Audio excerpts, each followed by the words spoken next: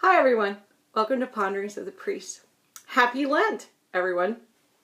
What I'd like to do over the next 5 weeks is, during Lent, for us to look at some spiritual principles and practices that can go along with those spiritual principles.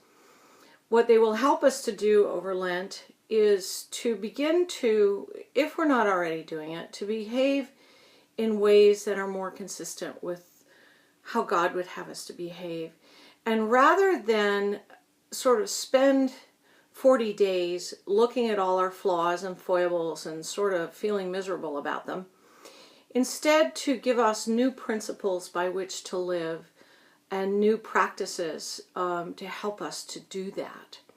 And that in and of itself, I think I would propose, will take care of the rest. So for this week, I'd like for us to ponder together the spiritual principle of unity. And it begins in the 6th chapter of Deuteronomy in the giving of the 10 Commandments. And it begins with the first of the commandments, which is known as the Shema. Hear, O Israel, the Lord your God, the Lord is one. You shall have no other gods but me, no other gods but God. And then the 10 Commandments teach us how to be in right relationship with God and with each other, and how to be in a place of unity. In John 11, I believe it's John 11 or John 12, Jesus gives us a new commandment, that we love one another as he loves us. That greater love has no one than this, than to lay down one's life for one's friends. And if you are my friends, you will do as I command you. And so Jesus' new commandment takes precedence over the 10 Commandments, that we love each other so that we can be in unity. And then in the 17th chapter of John, which is known as the high priestly prayer, Jesus prays for his disciples, and he also prays for us, that we all may be one as he and the Father are one.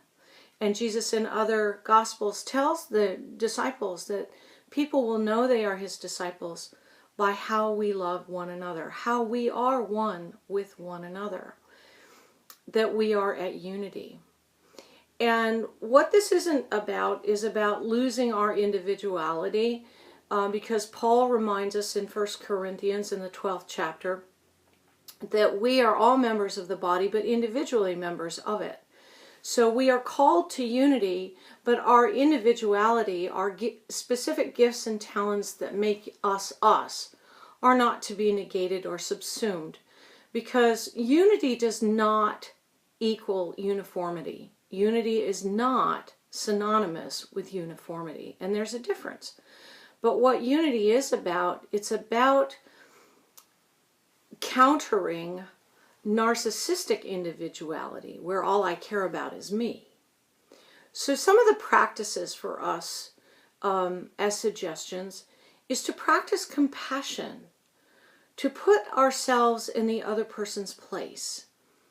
Empathy, to be able to get out of ourselves and try to be aware of how someone else is feeling, of what's going on with them, of not thinking about how they're affecting us, but just simply, what's going on? Are they okay? Are they in a tough place in their life?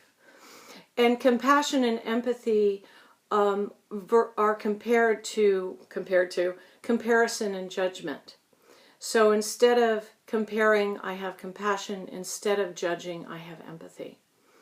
And it all begins in humility and the understanding and knowledge that we are all the same, that there is no other, that but for the grace of God, I could have been the person that did that same thing that offended you yesterday. So, what all this does for us in this principle and in these practices, last thought with the practices, is the prayer of St. Francis of Assisi, which is in the back of the Book of Common Prayer. What this does for us is it sets us free. We are free to appreciate each other. We are free to appreciate life because we're not comparing, we're not judging, and we are free to be at one with each other. Have a wonderful day, everyone.